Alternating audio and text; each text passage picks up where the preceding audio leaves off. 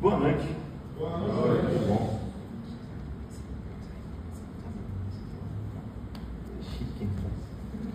Para quem me conhece, meu nome é Israel. Se você não me conhece, não se preocupe, é porque eu sou mundialmente desconhecido. Então é normal que as pessoas não me conheçam. E eu agradeço a Jubamar pela oportunidade, agradeço por esse momento e que Deus possa encontrar nossos corações abertos, sensíveis para ouvir aquilo que Ele tem para nos falar hoje. Amém? E vamos lá, cadê? Quando puder passar aí, pode colocar o Pandião. A gente está aqui nesse ambiente muito especial, né? É um encontro entre várias igrejas, é uma coisa bonita de se ver, né? A gente vê o corpo de Cristo realmente, né? Não é simplesmente a igreja local, o templo, né? São todos nós reunidos, a gente representa a igreja de fato. Isso é muito bonito de ver. E a gente vê que a obra de Deus acontece nesse ambiente, né? Através de nós de alguma forma. E diante disso eu tenho uma pergunta: quem aqui gostaria, tem um desejo, o anseio, a vontade de ser usado pelo Senhor? Sim. Quem aqui quer ser usado poderosamente pelo Senhor para fazer alguma coisa? Levanta a mão. Eu faço outra pergunta. Tem certeza? Você tem certeza que você quer realmente, poderosamente, ser usado pelo Senhor para fazer alguma coisa? Já pensou um pouco sobre o que envolve você dizer que você quer ser usado poderosamente pelo Senhor para fazer alguma coisa? Vamos lá, né? É porque estava pensando sobre testemunhos, né? Todo mundo admira uma história impactante. Você ouvir um missionário, você ouvir um testemunho de uma conversão. Histórias, mesmo na Bíblia, histórias impactantes são, por natureza, marcantes. É legal de ver isso acontecer. Assim, é como, já se imaginou você orar e ver o céu rasgar, o Espírito Santo vir e fazer a obra na vida de alguém, Deus converter uma pessoa?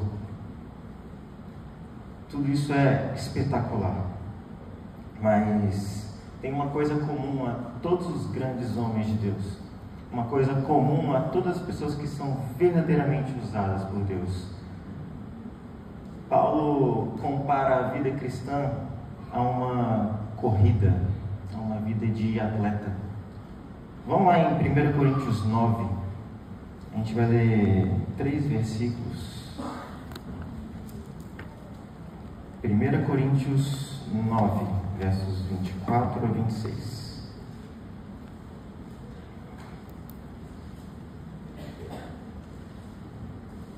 Primeiro Coríntios 9, 24 a 26.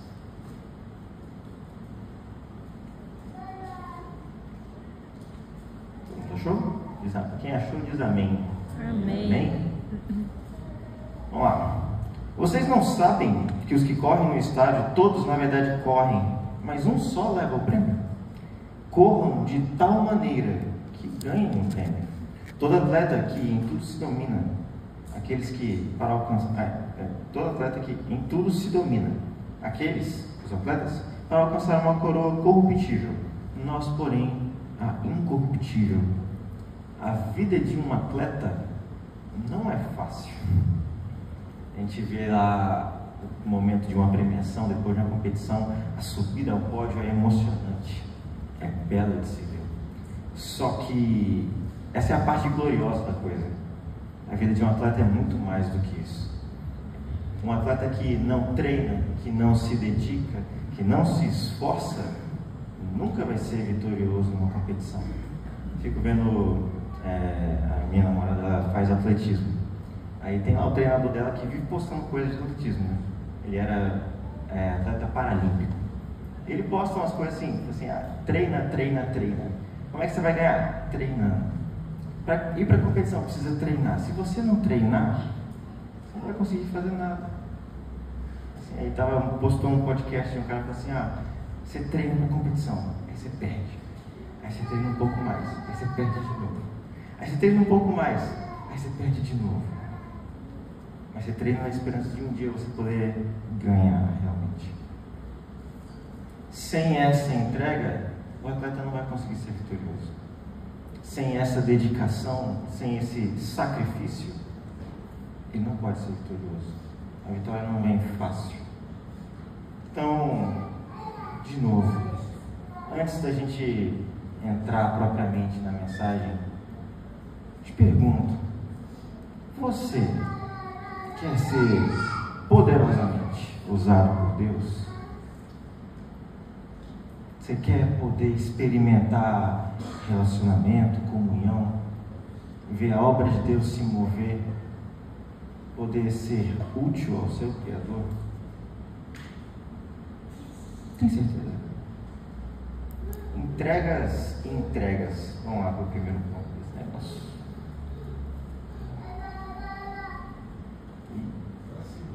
Foi? Acho que não foi.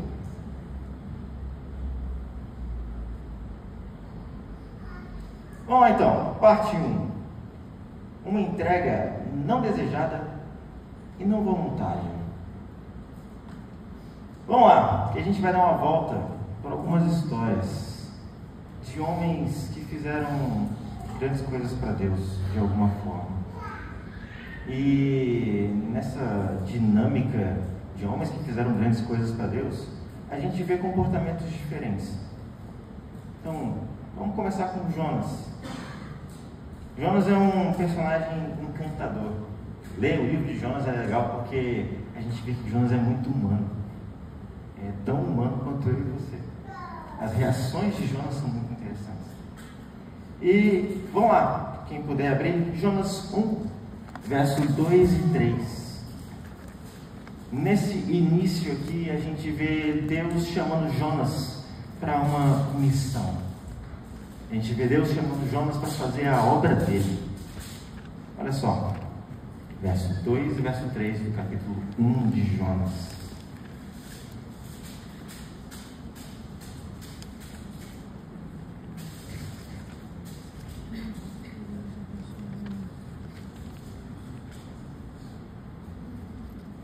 Jonas 1, verso 2 e verso 3,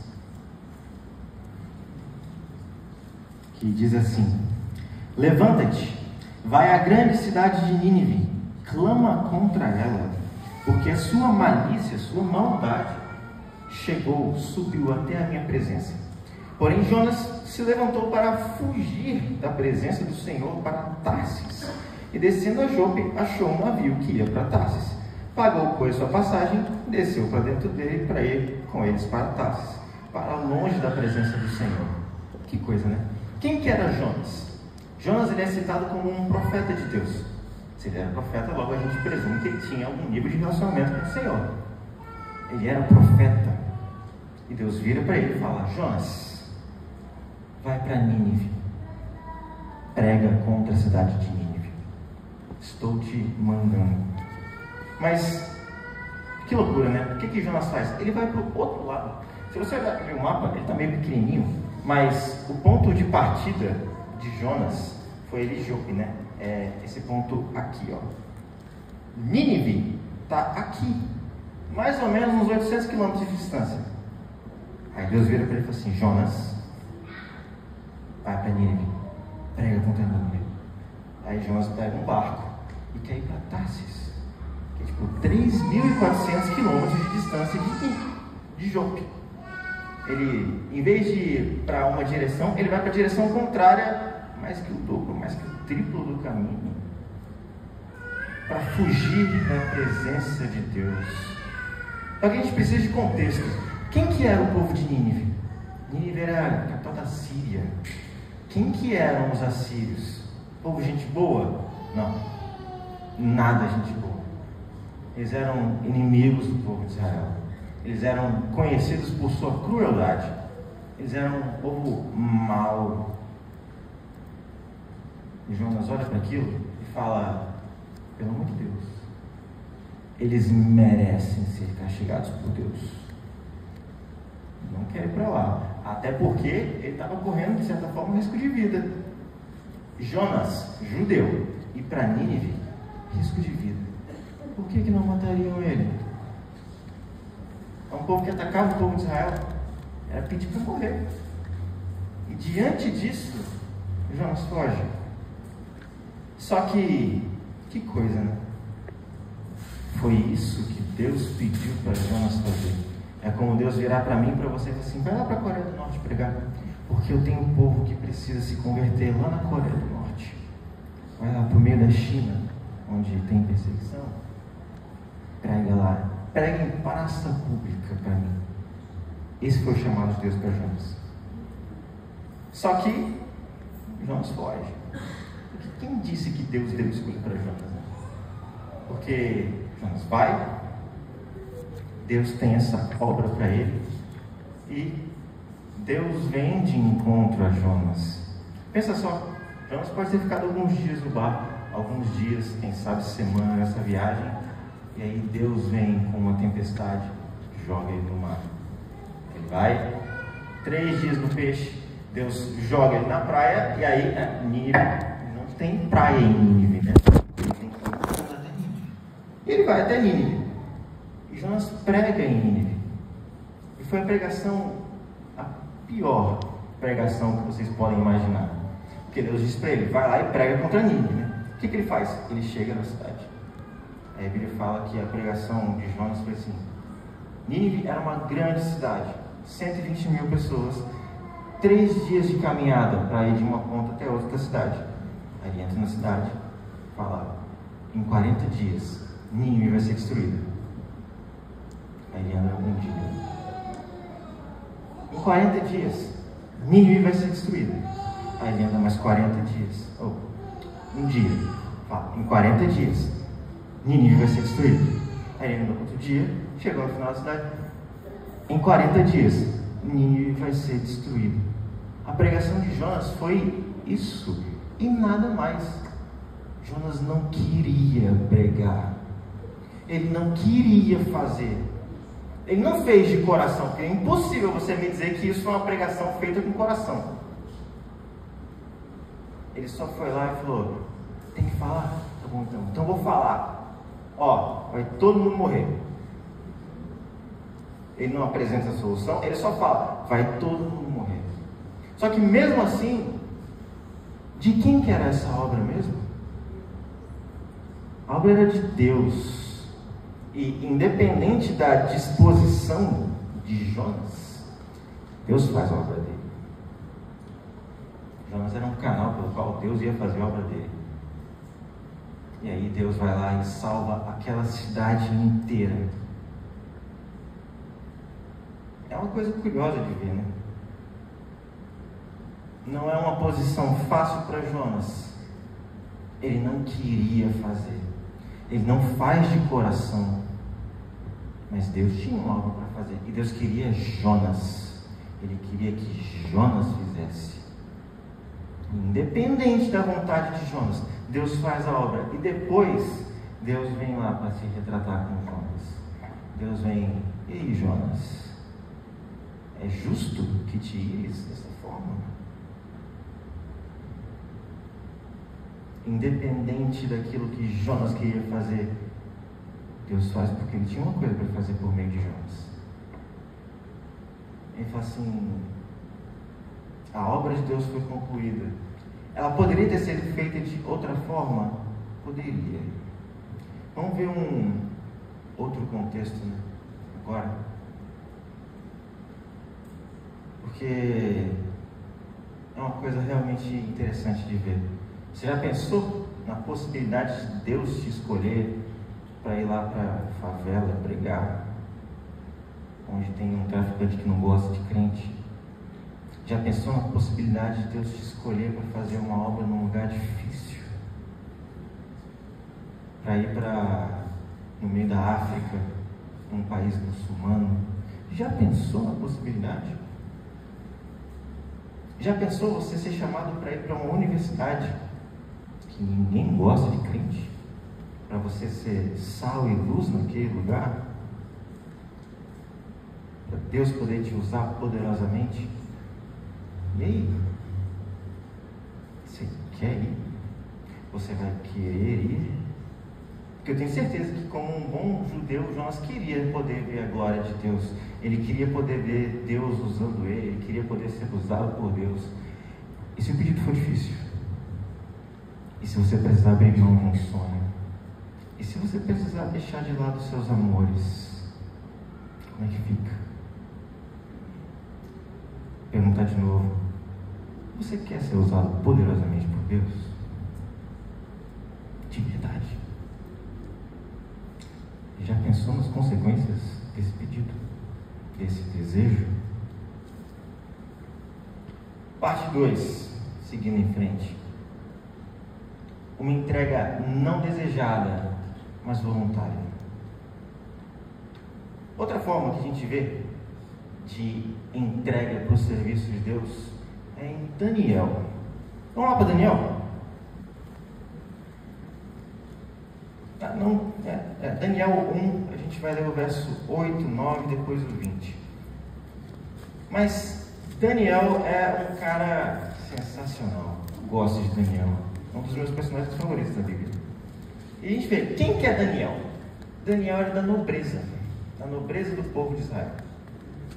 Entre os príncipes. Era inteligente, era forte, era bonito. Cara completo. Daniel era top. Cara. Só que durante o cerco de Nabucodonosor, de Babilônia, ele e alguns príncipes de Israel são levados para a Babilônia para servir o rei. Ele está numa situação em que ele é escravo.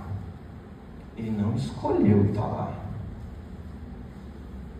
Ele foi levado contra a força dele. Não era o lugar dele. Escravo. Alguém da nobreza como escravo. Ele foi tirado do lugar dele, de fato. Ele não teve escolha. Só que ao chegar na Babilônia, ele não age de uma forma como a gente viu em Jonas. Ele age de forma diferente. Apesar de ele estar num ambiente que não é um ambiente confortável que ele estava acostumado, talvez um ambiente desejado que ele tivesse de nobreza, não como escravo, Daniel se comporta de uma forma diferente.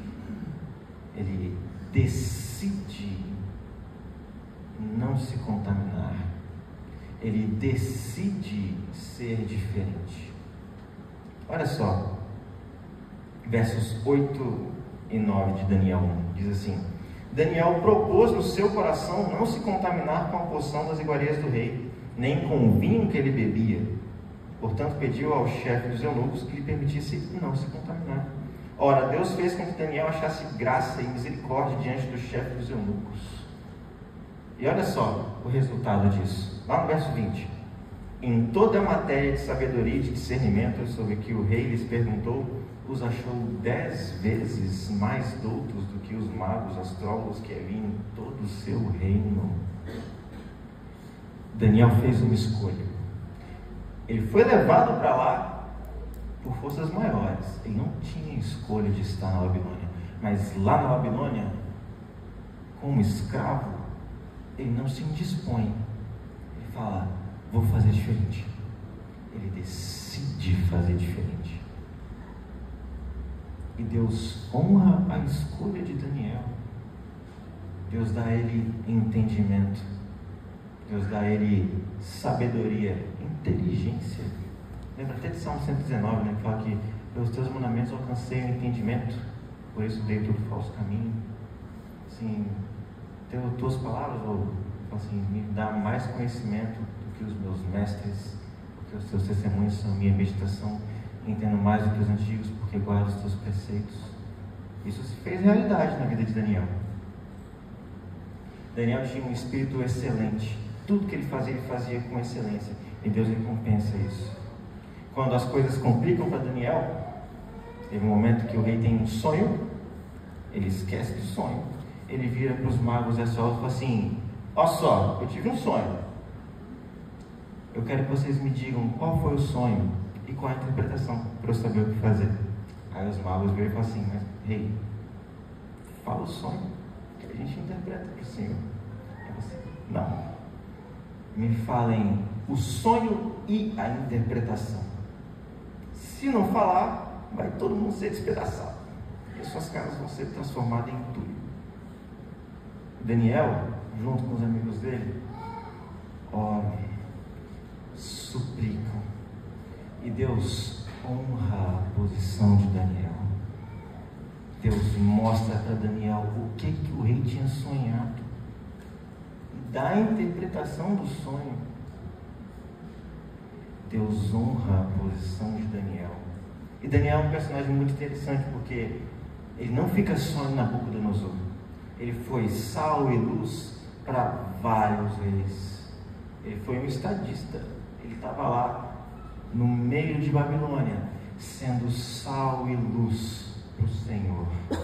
Ele não pediu para estar lá, mas no momento em que Deus o colocou lá, porque Deus tinha uma obra para fazer por meio de Daniel, ele se entrega de verdade. Ele se dedica. Vocês já leram como que Daniel era em sua rotina? 3 vezes por dia ele estava lá orando. 3 vezes por dia ele estava lá pagando um preço. Deus honrou essa posição de Daniel, e Deus o usa. E Daniel é interessante de verdade, porque Deus mostra coisas especiais para Daniel. Ele não só é alguém usado ocasionalmente por Deus. Deus se relaciona com ele. Deus mostra, dá visões, dá sonhos. Deus mostra o futuro para Daniel. Quando Daniel ora, Deus responde. Deus fala assim: Daniel, você é um homem muito amado. Você vê? Ele não teve escolha de estar lá, mas a postura dele é totalmente diferente. E o relacionamento dele com Deus também é totalmente diferente. É outro nível de relacionamento. Não é a mesma coisa. Ele decidiu não se contaminar. Então, é uma entrega diferente. Ele se entrega de uma forma diferente. E Deus pode usá-lo também de uma forma diferente. Você quer fazer grandes coisas para Deus? Tipo Daniel? Você quer poder ter acesso a coisas especiais de Deus, que nem Daniel? Tem certeza? Próximo, uma entrega desejada e voluntária. Por fim, a gente fala um pouquinho agora sobre Moisés. Moisés é outro personagem muito interessante. Quem que era Moisés? Moisés era filho de hebreus, mas ele foi adotado pela filha de Faraó. Ele era o filho da filha de Faraó. Aí você pergunta, né? Quem que era Moisés? Moisés era a pessoa que seria o Faraó. Ele foi treinado para ser o Faraó. A Bíblia fala que ele era treinado em toda a ciência dos egípcios. Pensa num cara inteligente, que tem conhecimento, que entende de gestão, que sabe tudo de tudo. Pois é, esse é Moisés. Ele é o homem preparado para governar o maior império da época dele. Esse é Moisés. E sabe qual é a descrição que Deus faz sobre Moisés? Vamos lá em Hebreus 11. Hebreus 11 a gente tem a lista dos heróis da fé. A gente vê lá os padrões, né, de homens e mulheres de Deus. Uma lista que só tem gente de alto nível. Vamos ver o que Deus fala sobre Moisés? O que Deus fala sobre esse homem que era preparado para ser o homem mais poderoso do mundo no tempo em que ele viveu? Hebreus 11 está lá no verso 24. Verso 24, Hebreus 11, 24, que diz assim: pela fé, Moisés, já adulto, recusou ser chamado filho da filha de Faraó, porque preferiu ser maltratado com o povo de Deus a desfrutar do prazer transitório do pecado.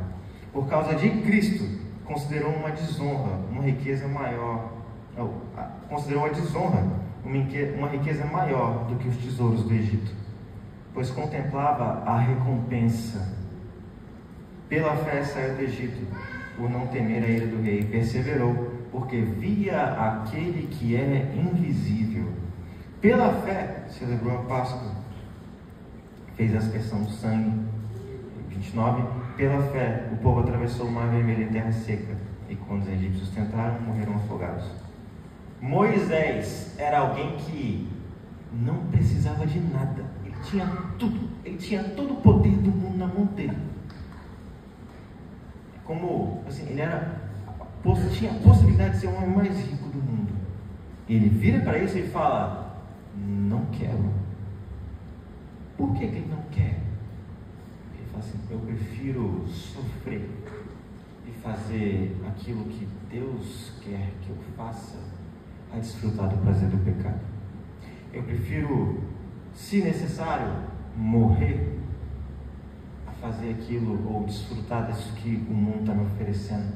Ele vê aquilo que é invisível e ele escolhe o que é invisível em lugar de toda a glória e todo o poder que o Egito oferecia para ele. Ele está jogando fora aquilo que qualquer pessoa desse mundo viveria e morreria para ter. Ele pega isso e fala: não quero. Moisés tinha o poder de escolha. Ele escolheu assim: eu não quero. Ele estava na posição de desejo. Ele fala: não quero. Ele prefere sofrer com o povo de Deus. Que loucura, né? Será que vale a pena essa posição de Moisés? O que será que ela gerou? Qual foi o fim dessa escolha de Moisés? Essa escolha que não foi forçada. Moisés é um dos homens mais diferenciados da Bíblia. Ele vai lá, Deus usa ele para libertar o povo de Israel. Ele opera sinais e maravilhas. Ele faz coisas grandiosas. Ele lidera o povo de Deus no deserto durante 40 anos, até a terra prometida. Ele escreveu o Pentateuco e alguns outros salmos, algumas outras coisas na Bíblia. E coisa mais interessante, né?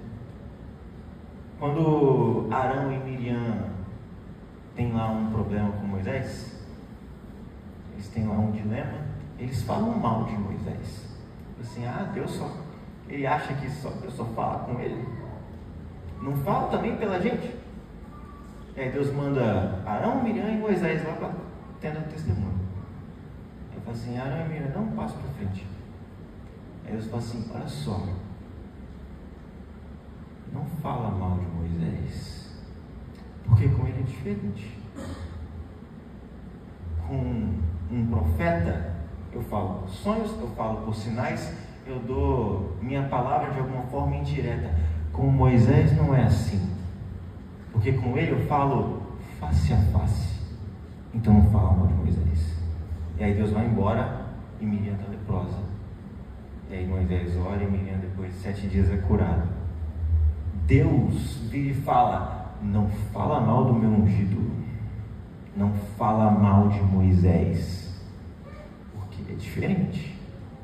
Com ele eu falo face a face. Você vê o nível de relacionamento? Você vê o nível da obra que ele faz? É um nível diferente de tudo que a gente viu até agora, mas é um nível de entrega diferente de tudo que a gente viu até agora. Você quer ser usado poderosamente por Deus? De verdade? Você quer ter relacionamento profundo com Deus? De verdade? Você está disposto a entregar? Se entregar nesse mesmo nível? curioso porque Moisés era esse homem capaz, capacitado, preparado. Mas antes de usar Moisés, Deus quebra Moisés. Quando Deus vai chamar Moisés, depois que ele está lá com 80 anos lá na terra de Midian, é porque Moisés deixa de ser o filho da filha de Faraó para ser pastor de ovelhas que não eram dele, né? Ele deixa de ser o potencial Faraó para ser pastor de ovelhas que nem dele eram. Moisés não tem ego, ele não tem vontade, ele não tem sonhos. Deus fala assim: Moisés, vai lá fazer minha obra. Ele fala: não quero. Manda outro. Eu não sei falar. É curioso, né? Ele fala que ele não sabe falar, porque lá na frente, Hebreus também fala que Moisés era poderoso em palavras e obras. E ele vira para Deus e fala: não. Eu não sei falar. Manda outro. Ele não tem estima, ele não tem sonho, ele não tem nada. Deus pega esse homem quebrado e aí ele usa. Moisés entrega tudo. Deus quebra tudo. E aí Moisés realmente depende de Deus. E aí Deus usa Moisés. E aí Deus faz a obra que ele tem para fazer por meio de Moisés. Porque é uma coisa curiosa, né? Você pode ser o mais capacitado que for para fazer a obra que Deus tem para você. A obra sempre vai parecer ser maior do que a sua própria capacidade. Porque a dinâmica é essa, né? A obra é de quem? É de Deus. A obra é de Deus. É Ele quem capacita. Porque a gente precisa depender dele.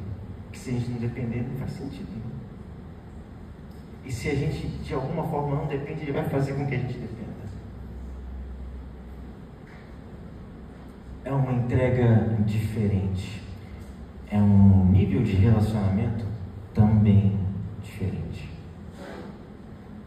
São todos ministérios diferentes, né? Obras de certa forma diferentes.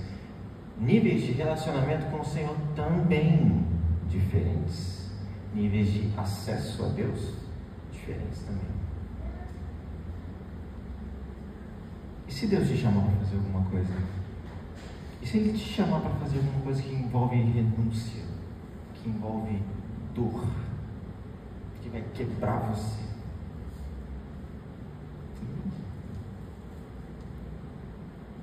Vai fugir? Será que Deus vai precisar te colocar lá no lugar?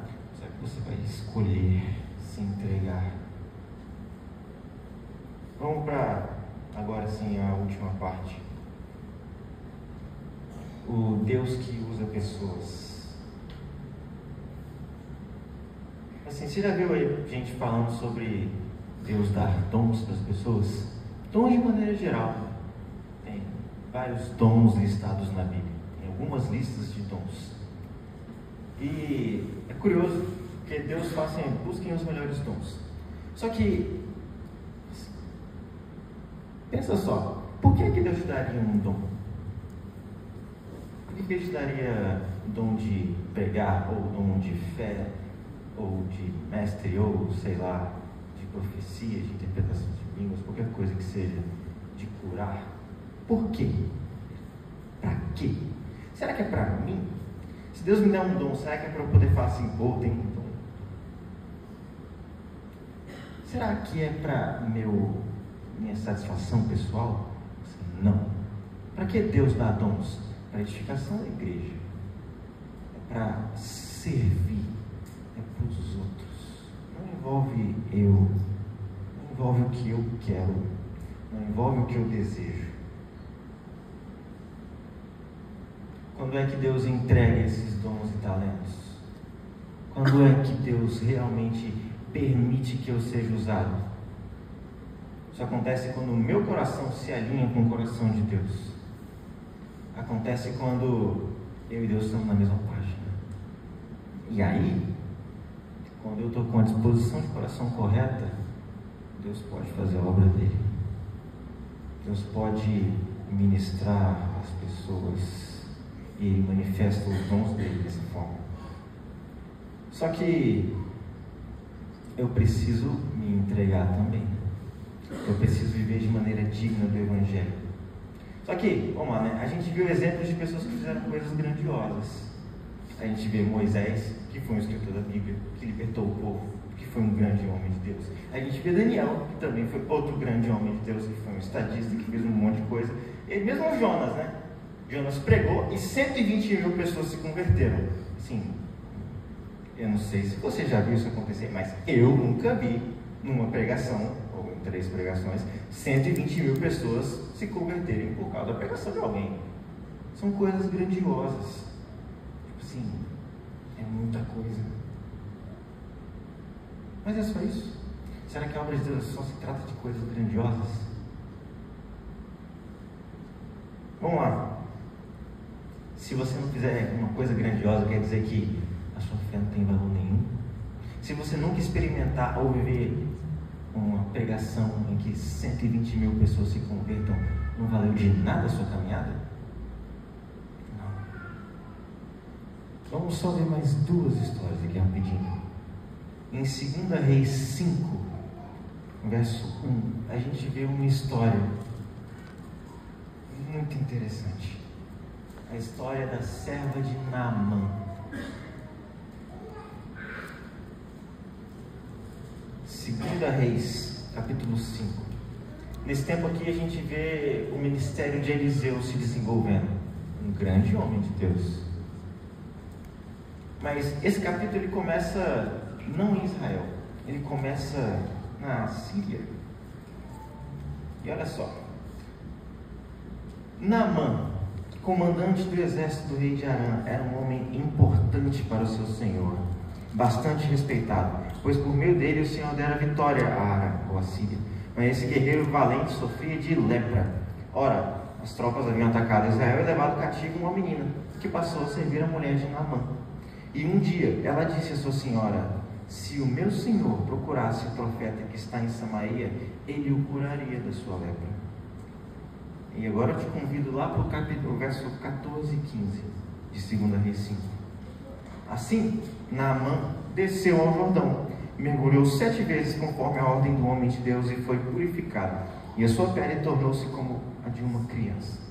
Então Naamã e toda a sua comitiva voltaram à casa do homem de Deus, e ao chegar diante do profeta, Naamã lhe disse: agora sei que em toda a terra não há Deus senão em Israel. Olha que espetáculo isso aqui. A gente está vendo um assírio, pagão, inimigo do povo de Deus. Ele atacou o povo de Deus. Só que Deus tinha uma obra para fazer na vida desse homem. Sabe quem que Deus usa para fazer a obra na vida desse homem? Sabe qual é o nome da pessoa? Não, você não sabe. Nem eu sei, porque a Bíblia não fala. Quem é essa menina? Eu sei lá. A Bíblia não fala. Mas Deus usa essa pessoa desconhecida, uma menina. Fala: se o meu Senhor procurasse o profeta em Israel, ele seria curado. Deus tinha uma obra para fazer nesse homem. Deus tinha uma cura para realizar. Ele tinha uma alma para salvar. Deus usa um homem de Deus. Eliseu usa? Claro que usa. Eliseu vai lá e fala: mergulha 7 vezes no Jordão. E Deus faz a obra dele. Mas quem é que foi a ponte para essa obra acontecer? Uma menina desconhecida, escrava. Ela não estava no lugar que ela queria estar. A gente não vê ela perto dos pais. Ela não está num lugar confortável. Mas qual que é a posição dela nesse momento de ambiente em que ela não escolheu estar? Ela serve.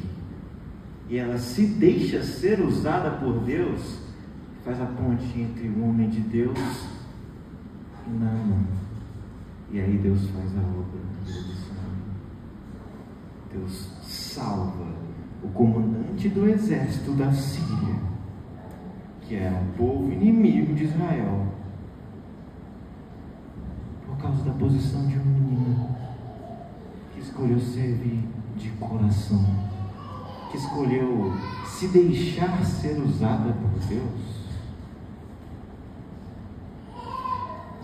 Outro exemplo, Ananias, lá em Atos 9. Ananias é outro cara muito interessante.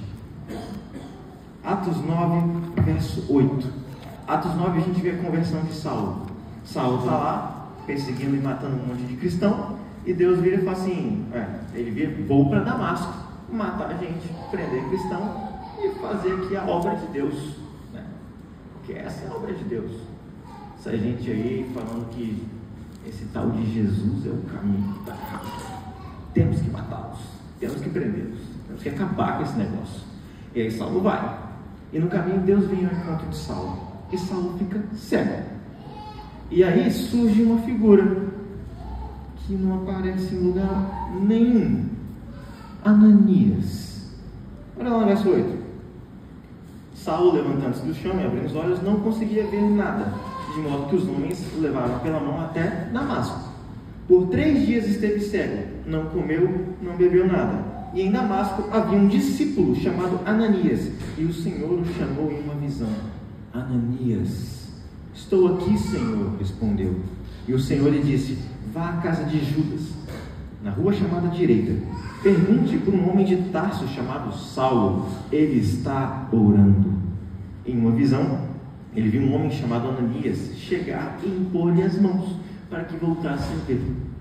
E Ananias respondeu, Senhor, tenho ouvido muita coisa a respeito desse homem, de todo o mal que ele tem feito aos seus santos em Jerusalém. Ele chegou aqui com autorização dos chefes dos sacerdotes para prender todos os que invocam o seu nome.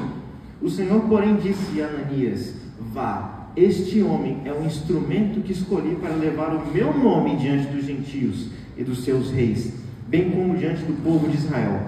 Mostrarei a ele o quanto deve sofrer pelo meu nome. Então Ananias foi, entrou na casa, impôs as mãos em Saulo e disse, irmão Saulo, o Senhor Jesus, que apareceu no caminho por onde você vinha, enviou-me para que você volte a ver e seja cheio do Espírito Santo. Imediatamente, algo como escamas caiu dos olhos de Saulo e ele passou a ver novamente.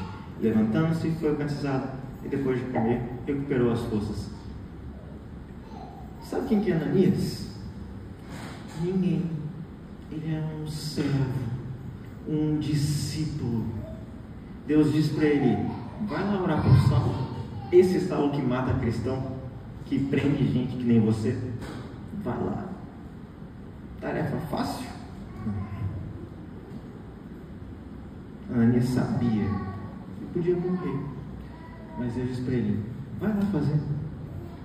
E ele vai. A gente não vê Ananias em nenhum outro momento da Bíblia. Ele não aparece. Sabe que outra coisa grandiosa Ananias fez? Nenhuma. O que importa? Ele foi um instrumento que Deus usou para ser a ponte, o caminho para a salvação do maior missionário da igreja. Ele só foi lá orar. E aí Deus ministra dons de cura para esse homem.